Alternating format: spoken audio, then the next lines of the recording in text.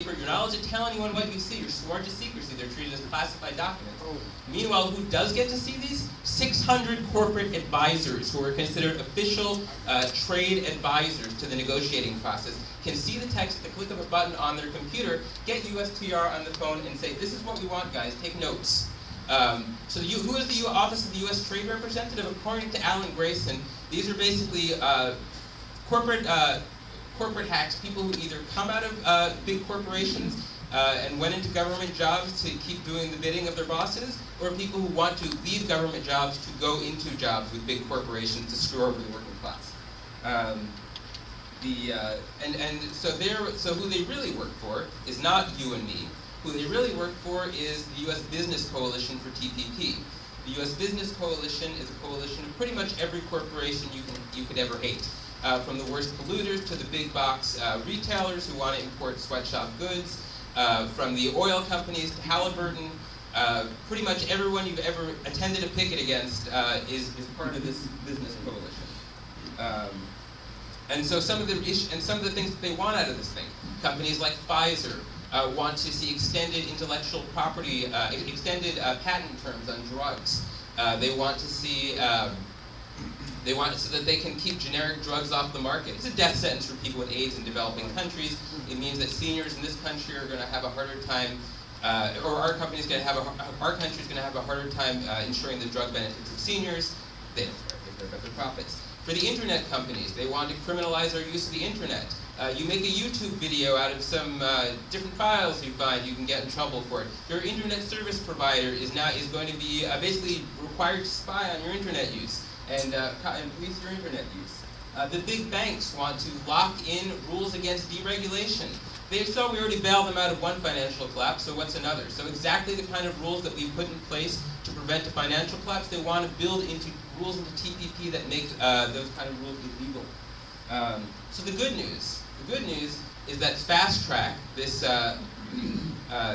what Lori Wallach from Public Citizens Global Trade Watch usually describes as a legislative laxative that attacks our Constitution, expired in expired in 2007. And in order for President Obama to be able to use this to ramrod this thing through Congress, it has to be reauthorized. In January, Congress tried to do, or some people in Congress tried to do just that. Max Baucus, en route to, as his parting gift before going over to China to be our ambassador and preside over the development of the sweatshop economy on behalf of Walmart, created this bill, the Bipartisan Trade Priorities Act of 2014. Pretty much every word of that was a lie, except for 2014, and maybe it wasn't bipartisan.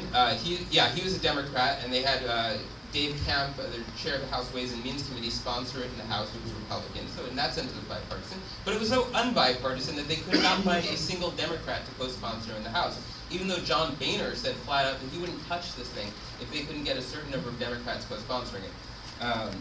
So that thing went over like a lead balloon. So what they're trying to do now, you know what they do with these things. When they can't tell you what they're really doing, they do the same thing and they call it something else.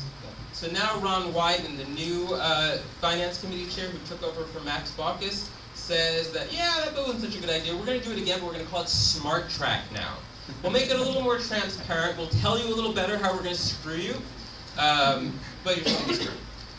So obviously, we don't want this either. This is a terrible idea. They're talking. There's actually been some talk recently that in the last few days that they may introduce this pretty soon. But what we're really worried about is that they're going to do what they always do with these kind of terrible bills, which is move them in November right after the election when no one's paying attention, when everyone thinks the political season is over, everyone's getting ready for Thanksgiving, and they can just slip through all the crap that they don't want us to know about. So that's what we're gearing up for right now.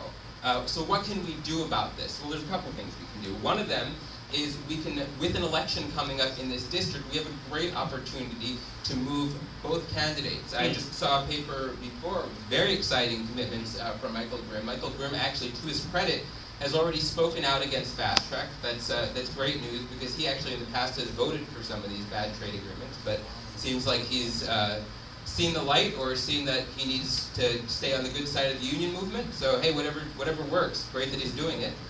We need to make sure that every candidate in this race takes that position. No TPP, no fast track. There's also a great opportunity in the Senate. Alan Grayson, who I've mentioned a couple times in this talk, just moved an amendment through the House, a rider to an appropriations bill that will defund any funding for negotiations of a trade agreement that will attach a language that prevents Buy American legislation, meaning legislation that actually says, hey, U.S. government, when we're buying stuff, we should actually buy from U.S. stuff being made by U.S. workers. They've been trying to eliminate things like that through TPP. They want to get rid of these kind of government preferences, government procurement rules. So Alan Grayson just basically said that if they do that, they're going to lose funding to make this thing possible. We need to tell the Senate they need to do the exact same thing. So we need to put calls into Schumer and Gillibrand and tell them that they need to protect our right to decide what our government buys. We need to write letters and op-eds to the papers, get some articles in the advance. Organize events like this. Build coalitions of groups who don't want to see this kind of thing happen. Talk to liberals and conservatives alike. This is an attack on our Constitution. This is something that there's reasons people across the spectrum should be concerned about. Article 1, Section 8 of the Constitution says that Congress, not the President, is supposed to decide what goes into our trade agreement. So fast track is really an attack on the Constitution. Look, the good news is we did defeat WTO expansion. We did defeat FTA, and we have to defeat TPP, because there are other things waiting in the wings after this. They're already working on a trade agreement with Europe called the Transatlantic Trade and Investment Partnership. There's a trade and services agreement that they're going to use to try to outsource the entire service sector. So we have a big fight on our hands. But if they can get through TPP, you know they're going to go like gangbusters trying to get through the rest of them. But we've won before. We can win again. And if we work together, we can